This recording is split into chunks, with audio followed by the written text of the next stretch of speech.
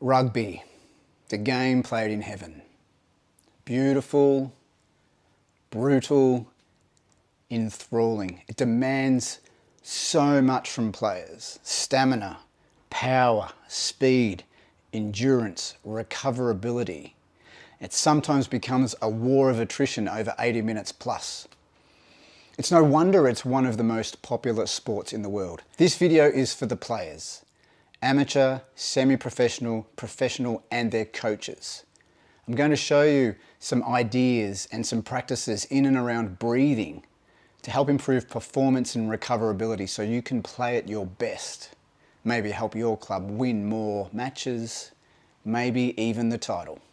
But before we begin, please hit the like button, subscribe, hit the bell so you get notifications. Let's get into the video and learn all about breathing for rugby. So clearly I cannot possibly go through all of the breathing functionality for rugby in just one video. So I'm going to cover off three things. One, improving sleep quality, which is a very important thing for rugby players, and we'll get into the reason for that in a moment. We're also going to look at sprint repeat ability. Repeat ability, your ability to go again, because in rugby, you're going to run and you're going to stop and you're going to have to recover and go again. And also improving your athletic capacity. Let's first talk about better sleep and the importance of sleep quality. Rugby players are susceptible to bad sleep for two reasons. Two important reasons that really hit rugby players hard. One is neck circumference. Now, it's no secret that a lot of rugby players, especially your front rowers, your big forwards, have big necks. When you have a bigger neck, you can impede the breathing apparatus, the airway as it goes down through the throat. The neck, all that musculature, maybe a little bit of fat sitting there as well, impedes the breathing. So we have the possibility of interrupted sleep due to sleep apnea.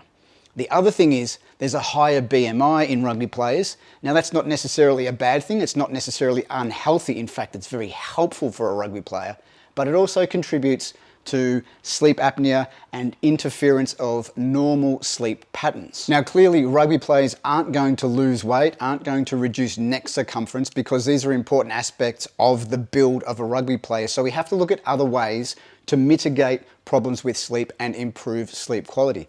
The first thing that staff, coaching staff and other performance staff can do is monitor the sleep quality of their athletes.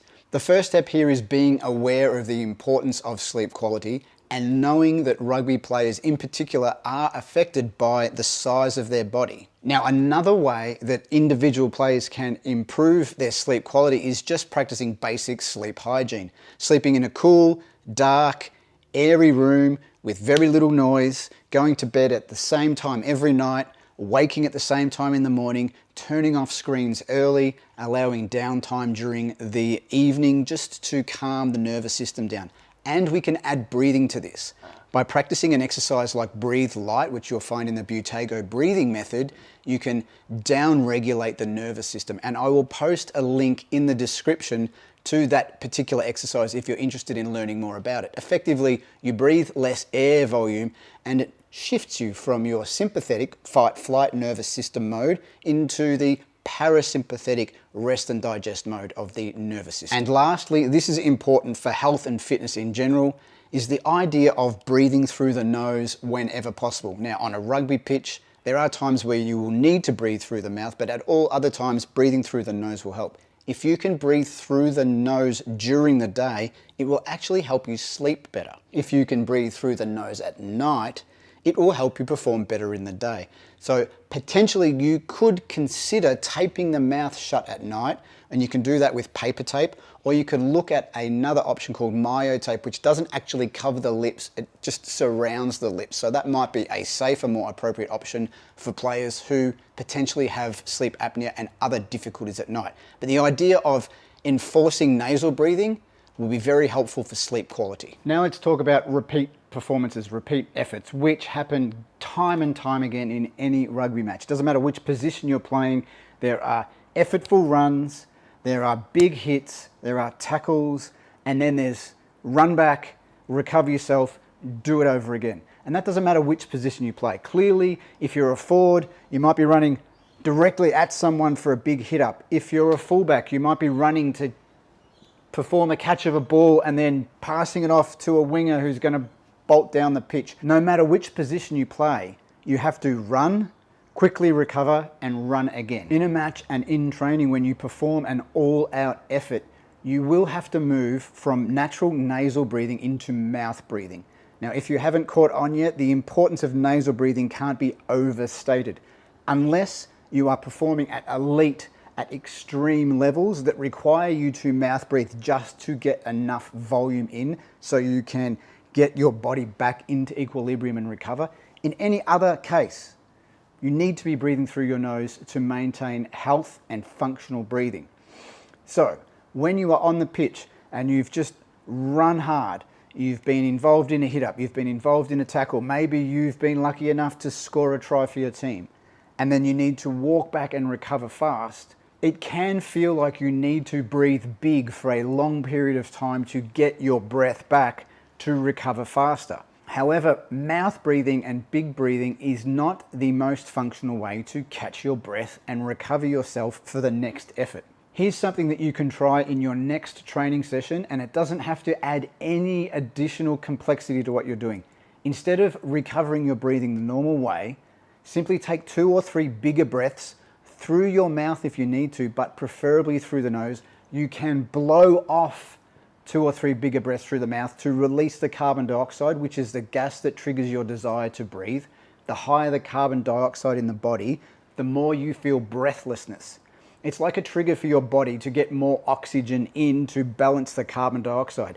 But if you can breathe the carbon dioxide out, then you also get to balance those 2 gases off. Your body likes a certain level, a certain equilibrium there. So 2 to 3 bigger breaths, breathing off that carbon dioxide, and then moving to nose breathing and doing your best to slow down and get a cadence to the breath. So it's not ragged up high breathing. You start to draw the breath low down into the diaphragm. You get the air into the lower part of the lungs, which oxygenates the blood, which allows the blood to move around the body with more oxygen to feed all of the cells, all of the tissues that you need, because that's why your body is requiring you to breathe. It wants oxygen to feed your muscles that you've just used, to help flush all of the toxins out of your muscles, the waste products from the activity. So if you can breathe more functionally, more correctly when you're recovering, even after those big efforts, and you can recover your natural rhythm faster, you will recover faster.